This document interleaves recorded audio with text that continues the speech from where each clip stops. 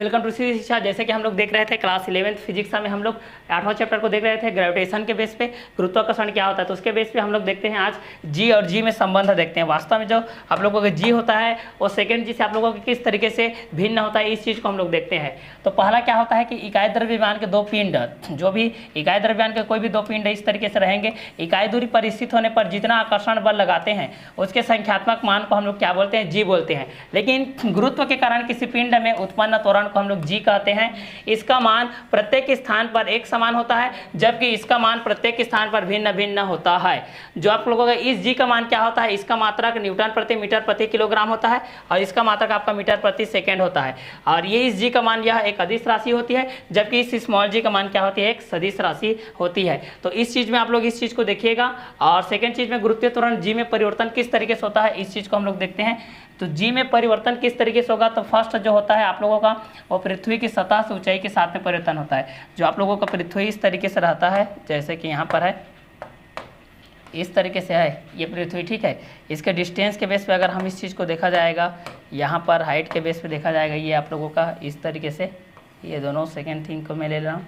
यहाँ से इसके में जो परिवर्तन होगा, यहाँ से देखिए इस बीच में, तो यहाँ से इसका हो जाएगा। तो यहाँ से देखिए, तो पहला बोल रहा है कि पृथ्वी की सतह पे ना, पृथ्वी की सतह से ऊंचाई के साथ परिवर्तन।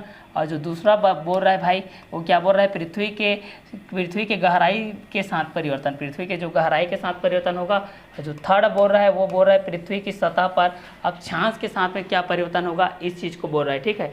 तो पहला आप लोग अक्षांश की दृष्टि से देख सकते हो, क्लियर।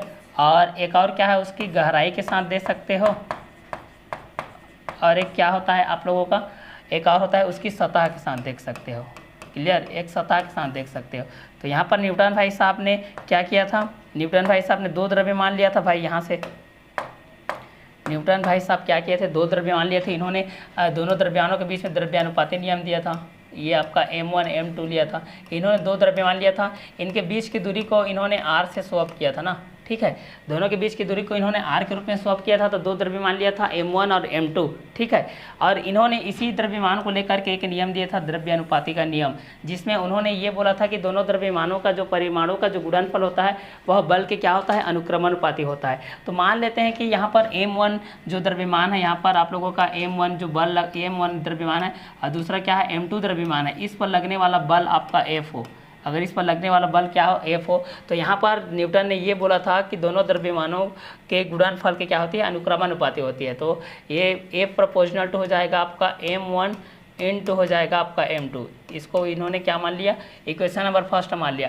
अब जस्ट कॉपी करना स्टार्ट कर दिया गुलाम भाई साहब। गुलाम भाई साहब भी चले गए मार्केट, वहाँ से उन्होंने भी दो द्रव्यमान की जगह दो आवेश खरीद लिया, ठीक है। इन्होंने क्या किया था, न्यूटन भाई साहब दो द्रव्यमान खरीद लिए थे इन्होंने, लेकिन क्या किया, द्रव्यमान को जब गुलाम ये सोच रहा था कि भाई जब न्यूटन दो द्रव्यमानों के बीच में एक नियम दे सकता है तो मैं क्यों नहीं दे सकता। तो जस्ट उसको कॉपी किया उसके नियम को। बस न्यूटन क्या किया था, द्रव्यमान को लिया था, गुलाम क्या किया, दो आवेश को ले लिया। तो उसने भी, गुलाम ने भी दो आवेश ले लिया भाई, पहला Q1 ले लिया, दूसरा Q2 ले लिया, ठीक है। उसने भी जस्ट इसको भी कॉपी किया।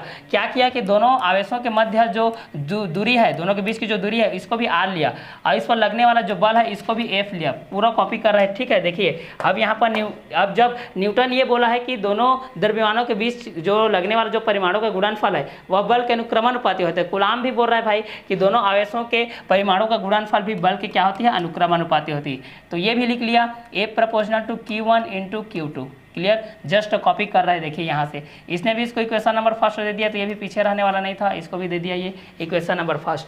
अब न्यूटन क्या करता है कि दोनों द्रव्यमानों के बीच की दूरी मीन्स m1 पहला है, m2 आपका दूसरा है, तो दोनों द्रव्यमानों के बीच की दूरी मीन्स m1 और m2 दोनों के बीच की दूरी क्या है, r है, उसके वर्ग के व्युत्क्रमानुपाती होती है। तो यहाँ पर सेकेंड थिंग हो जाएगा आपका F प्रोपोर्शनल टू हो जाएगा 1/r का स्क्वायर। इसको इन्होंने समीकरण नंबर 2 दिया, ठीक है। तो दोनों द्रव्यमानों के बीच की दूरी r के वर्ग के व्युत्क्रमानुपाती होती है। तो गुलाम भाई साहब भी बोल रहे हैं कि दोनों आवेशों के बीच की दूरी क्या होती है, आर इस बल की क्या होती है, व्युत्क्रमानुपाती होती है। तो यहाँ पर ये भी बोल रहा है भाई कि F proportional to Q1 1 bye क्या होता है आप लोगों का R स्क्वायर होता है। इसने भी इसको समीकरण नंबर 2 दिया। क्लियर। अब जब मार्केट गया है, खरीद लिया है सब्जी, तो भाई एक साथ तो थैला में ही डालेगा। अब दोनों को मिला करके इसको लिखेगा, ठीक है। दोनों को ये मिला करके लिख रहा है भाई न्यूटन भाई साहब, क्या लिख रहा है कि F proportional to M1 into M2 by R square. Clear. Newton भाई साहब इसको दोनों की इकट्ठा करके लिख लिया भाई। ये भी पीछे रहने वाला नहीं था, जब वो लिख सकता है तो मैं क्यों नहीं लिख सकता। तो ये भी अब लिख रहा है, देखिए किस तरीके से लिख रहा है, यहाँ से देखिए। तो ये लिख रहा है F proportional to Q1 into Q2 by R square. Clear. यहाँ पर देखिए गुलाम भी लिख लिया F proportional to Q1 into Q2 by R square. Newton भाई साहब लिख लिए हैं F proportional to M1 into M2 by R square. Clear. अब यहाँ पर आप लोगों का प्रोपोर्शनल है, तो प्रोपोर्शनल टू हटाने के लिए हमारे पास कांस्टेंट को मल्टीप्लाई करना पड़ता है, ठीक है। तो कांस्टेंट के यहाँ पर मल्टीप्लाई करते हैं, तो न्यूटन भाई साहब कांस्टेंट के रूप में G का उपयोग किया था, सार्वत्रिक गुरुत्वीय नियतांक, ठीक है। तो ये प्रोपोर्शनल हटा दिया, तो F का वैल्यू हो जाएगा M1 into M2 by R square. Clear. सार्वत्रिक गुरुत्वीय नियतांक G का यहाँ पर किया। अब ये कॉपी करते तो यहाँ तक चला गया, लेकिन चालाकी नहीं कर पाया, इस कारण से ये जैसे प्रोपोर्शनल हटाया G पर, अब ये प्रोपोर्शनल को जैसे ही हटाया ये बेचारा फंस गया ना, यहाँ पर ये बेचारा यहाँ पर फंस गया। ये इसने एक गलती कर दिया कि भाई F प्रोपोर्शनल को हटा करके यहाँ पर इसने कांस्टेंट K ले लिया। कांस्टेंट क्या ले लिया, K ले लिया। बाकी तो वैल्यू वही था आपका Q1 into Q2 by R square. Clear. लेकिन क्या हुआ कि K जो परावैद्युतांक है उसकी स्थिति हर एक टाइम में इसका वैल्यू अलग अलग आता था। क्लियर। अलग अलग आता था, कहीं पर वाई के लिए अलग आता था, निर्वात में अलग आता था, माध्यम पर ये निर्भर करता था, पदार्थ की प्रकृति पर भी निर्भर करता था। तो अलग अलग तरीके से इसका जो वैल्यू है वो अलग अलग आता था, ठीक है। तब ये परेशान हो गया ना, ये गुलाम बेचारा परेशान हो गया। तब ये देखने लगा यहाँ पर न्यूटन भाई साहब के लिए जो G था गुरुत्वीय त्वरण के रूप में था, सार्वत्रिक गुरुत्वीय त्वरण के रूप में।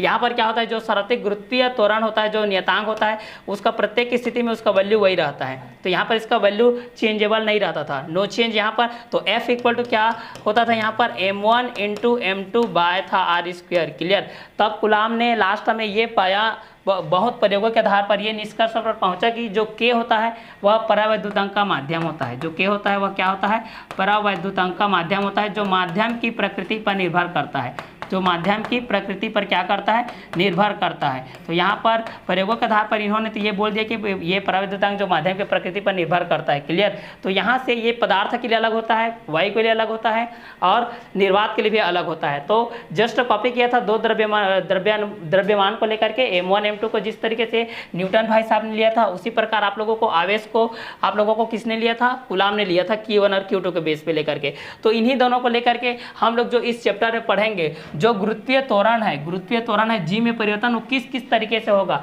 आप लोगों का कैपिटल G में किस तरीके से होगा और स्मॉल g में किस तरीके से होगा। तो यहाँ से ये जो गुलाम जो भाई साहब है और न्यूटन भाई साहब है, दोनों ने मिल करके जो दिए थे, इन्हीं का हम लोग उपयोग यहाँ पर करेंगे। तो पहला पृथ्वी की सतह से ऊंचाई के साथ इसका परिवर्तन करेंगे और पृथ्वी के गहराई के साथ इसका परिवर्तन करेंगे। उसके बाद हम लोग देखेंगे कि इसकी सतह पर अक्षांश की दृष्टि से आप लोगों का इस तरीके से परिवर्तन किस तरीके से होगा। इन तीनों को देखेंगे हम लोग 1 बाय 1 करके। क्लियर। तो पहला हम लोग देखते हैं पृथ्वी की सतह पर अक्षांश के साथ G के मान में क्या परिवर्तन होता है, उसके आकार में क्या परिवर्तन होता है। तो पृथ्वी का आकार, पृथ्वी की सतह पर जो गुरुत्वीय त्वरण होता है वह ध्रुवों पर जो G का मान होता है वह अधिकतम होता है, तथा विषुवत रेखा पर वह क्या होता है, न्यूनतम होता है। क्लियर। तो यहाँ पर जो पृथ्वी का आकार होता है, पृथ्वी की सतह पर जो गुरुत्वीय त्वरण है भाई G, ठीक है, उसका सर्वाधिक मान कहाँ पर अधिक होता है, कहाँ पर कम होता है। तो ध्रुव की दृष्टि में अगर ध्रुवों के जो ध्रुव प्राबल्य होते हैं हमारे पास, तो ध्रुवों पर जो G का मान होता है वो हाईएस्ट होता है, ठीक है, अधिकतम होता है। यहाँ पर इसकी जो वैल्यू है वो सर्वाधिक होती है। और कहाँ पर कम होती है, तो जब अक्षांश रेखा हम लोग देखे हैं, SST में भी आप लोग पढ़ेंगे छोटे क्लास में, ठीक है, तो वहाँ पर एक विषुवत रेखा होती है, वहाँ पर आप लोगों को क्या होता है, इसका जो वैल्यू होता है वह कम होती है। तो यहाँ पर कंडीशन 2 नंबर का क्वेश्चन आता है कि भाई इसका जो वैल्यू है पृथ्वी का जो G त्वरण के सापेक्ष तो अधिकतम कब होता है और न्यूनतम कब होता है। कंडीशन वाइज जो क्वेश्चन आएगा इसमें आप लोगों को इसका आंसर इस तरीके से लिखना पड़ेगा। क्लियर। तो ये विषुवत के बेस पे रहेगा, रेखा पर क्या होती है, न्यूनतम होती है, ये इस बेस पर इसका न्यूनतम हो जाएगी। अब हम लोग ये देखेंगे कि पृथ्वी की जो गति होती है, दैनिक गति होती है, वो किस प्रकार की होती है। इस चीज़ को हम लोग यहाँ पर देखते हैं, पृथ्वी की दैनिक गति को देखते हैं। चलिए, तो पृथ्वी दोनों ध्रुवों से गुजरने वाली ऊर्ध्वाधर अक्ष के परितः जो हमारे पास दोनों अक्षों के परितः जो ऊर्ध्वाधर अक्ष है, तो दोनों ध्रुवों के उत्तरी ध्रुव है और एक क्या है, दक्षिणी ध्रुव है। पश्चिम से पूर्व की ओर नियत कोणीय वेग से, पश्चिम से पूर्व की ओर नियत कोणीय वेग से ना, यहाँ पर वेग के बेस पे आप लोगों को बेसिक फंडामेंटल में ये बताया था कि वेग क्या है, कोणीय वेग क्या है और घूर्णन गतिज क्या है। इस कारण से इसको घूर्णन गति करती हुई इस चीज़ को बताया था। तो जिसका आवर्तकाल कितना होता है, 24 घंटा होता है। आवर्तकाल में आप लोगों को आवृत्ति भी बताया था और आवर्तकाल बताया था, ठीक है। तो पृथ्वी के घूमने के कारण उसके पृष्ठ पर, पृथ्वी के घूमने के कारण उसके पृष्ठ पर स्थित प्रत्येक वस्तु का एक वृत्ताकार पथ पर, जैसे कि हम लोग वृत्तीय गति में पढ़े थे, साइकिल सवार की गति पढ़े थे, साइकिल की गति पढ़े थे, उस पर गुजरने वाली जितने भी आप लोगों के लगने वाले जो भी अपकेंद्र बल होते हैं, जो वो भी अपकेंद्र बल होते हैं या अभिकेंद्र बल होते हैं, दोनों आप लोगों के जो पृथ्वी की दैनिक गति है उसको आप लोगों को कम भी करते हैं और ज़्यादा भी करते हैं। तो वृत्ताकार पथ की जो त्रिज्या होती है, जो इसकी रेडियस होती है, इस पर डिपेंड रहती है कि वह अनुदिश उसके अंदर की तरफ लगती है कि अनुदिश बाहर की तरफ लगती है, ठीक है। तो इसका जो अवयव होता है वह पृथ्वी की त्रिज्या के अनुदिश बाहर की ओर होगी कि अंदर की होगी, इसको हम लोग देखेंगे जो आगे आने वाले पृथ्वी की जो सतह पर है उसके अकॉर्डिंग हम लोग देखेंगे। तो जिससे यह उस बिंदु पर पहुंचती है जहां पर उस गुरुत्वीय त्वरण का मान क्या होता है, कुछ कम होता है। ज्यादा की तरफ जाएगा तो फिर सतह की तरफ पहुंच जाएगा, इसलिए यह कम की ओर क्या होती है, अग्रसर होती है, ठीक है। इसका आगे का जो कंटेंट है उसको हम लोग नेक्स्ट वीडियो लेक्चर में देखेंगे।